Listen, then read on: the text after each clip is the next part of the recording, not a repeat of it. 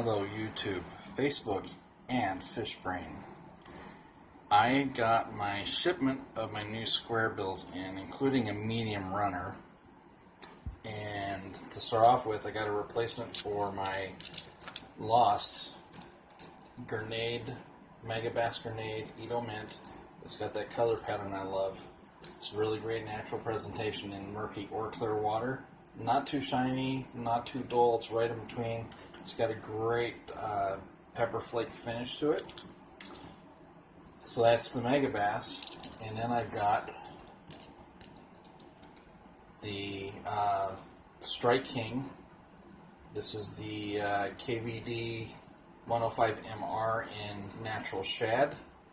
And it's a really stupendously natural iteration. It really almost looks like they took a photo and just planted it on, but they actually paint these.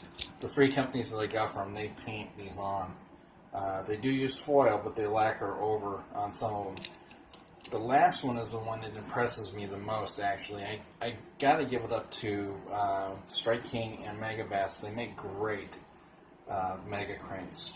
But I got a Lucky Strike Skeet Reese 105 mid runner, and mid runners are like 10 to 15 feet.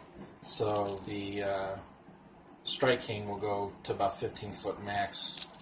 The Megabass one will go to around 4 or 5 foot at the most.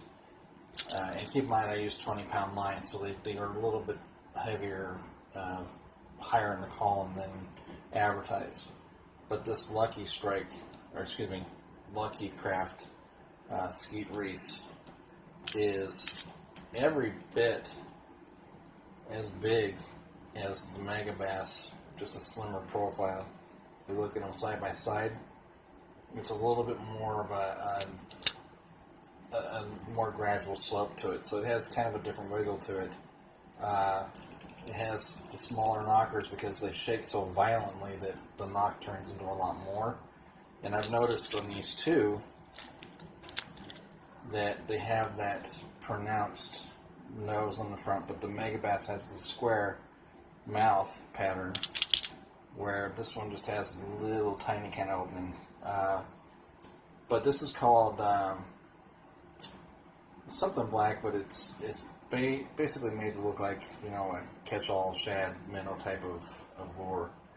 But it's got an aggressive square bill to it, where Megabass's is a little more, a little less pronounced, but still about as wide.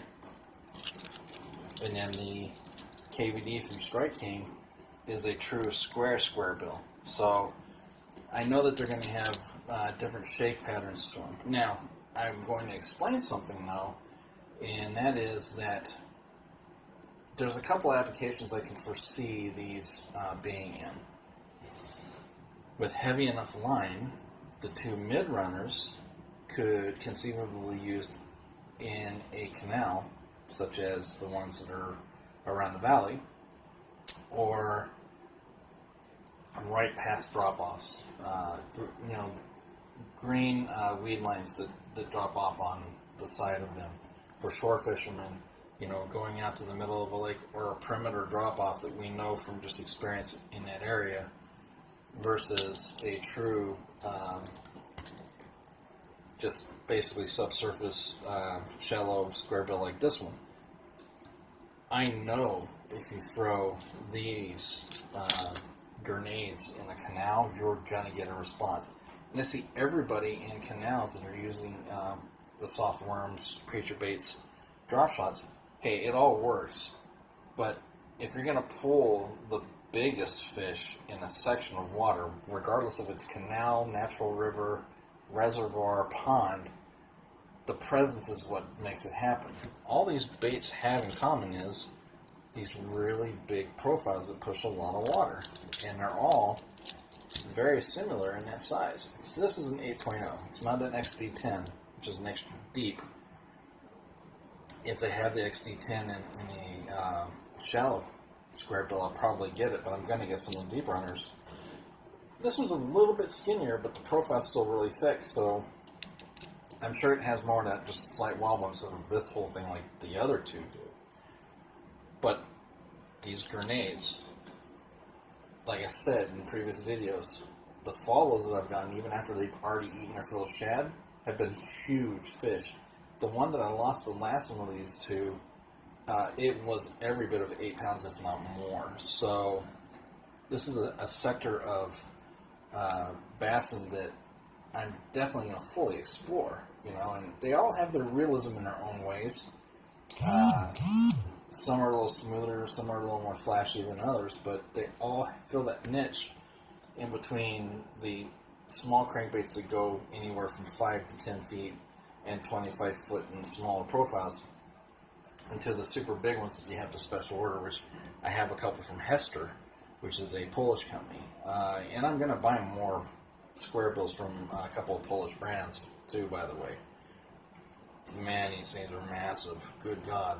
And the packaging, I mean, like, the Skeet Reese, it was a molded inner pack box. It's pretty cool, actually. I'm pretty impressed by it. And it says, SKT Magnum MR, designed by 2000 Bassmaster Classic winner and 2000 Elite Series Angler of the Year, Skeet Reese. This bait is built to produce. At 105 millimeters, the Magnum MR is sized to match the forage bigger fish feed on, like gizzard, shad, bluegill, crappie, and perch.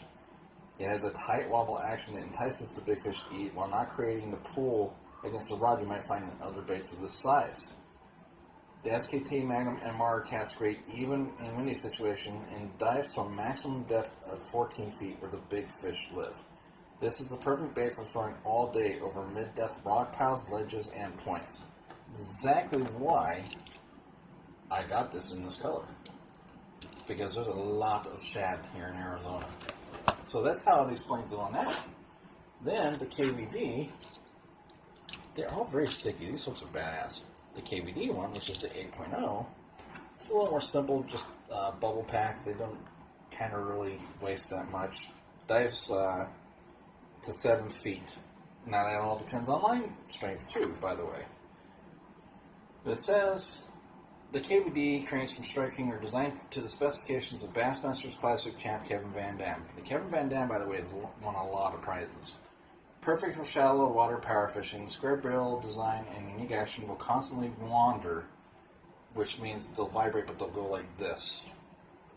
Which, it's a great design. I had a smaller one and they got munched. Also helps deflect off of cover to entice strikes. The KVD baits are designed with no internal rattles for a silent approach. There are ones that are actually with as well.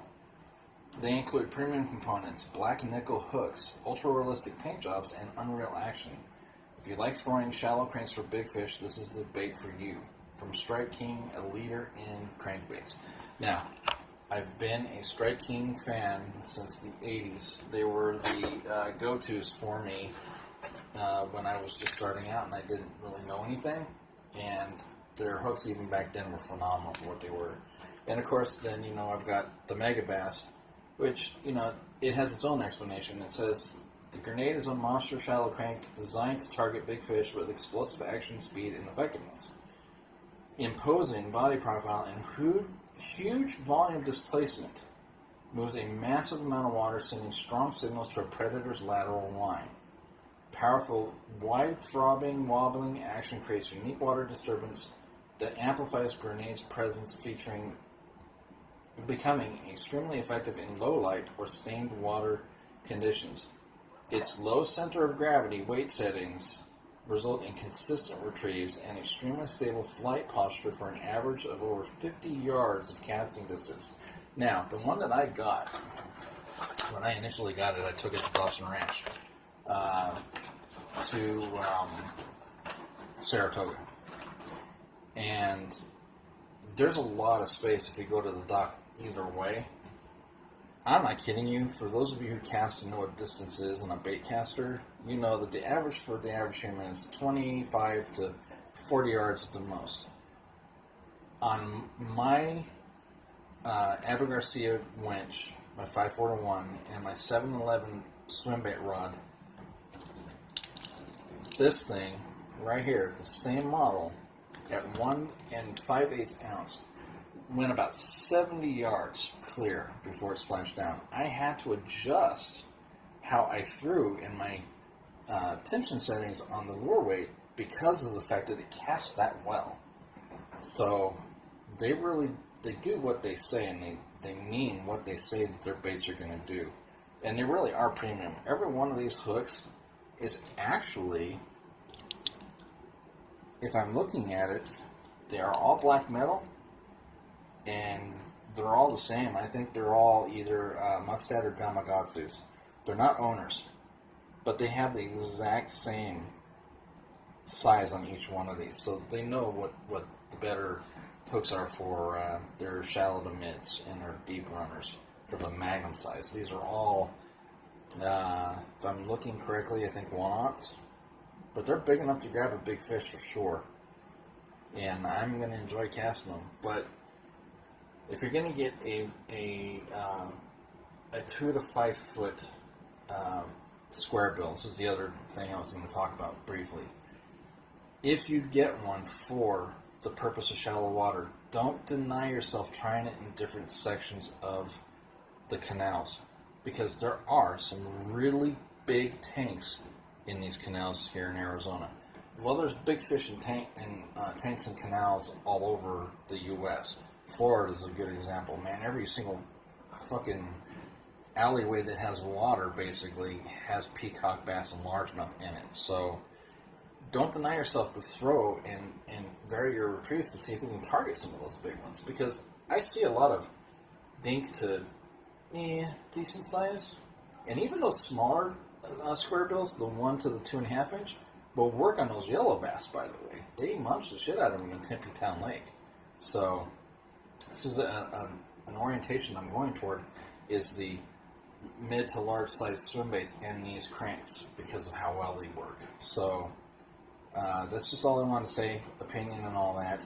I also wanted to say real quick that, all of them, so I'm seeing the mega bass's eyes are looking down. I'm not exactly sure why they position it like that, but it's pretty natural looking. These ones from Strike King look like the dude's like, oh shit, panicking. And the Lucky Craft are even more so. And with bait fish, when they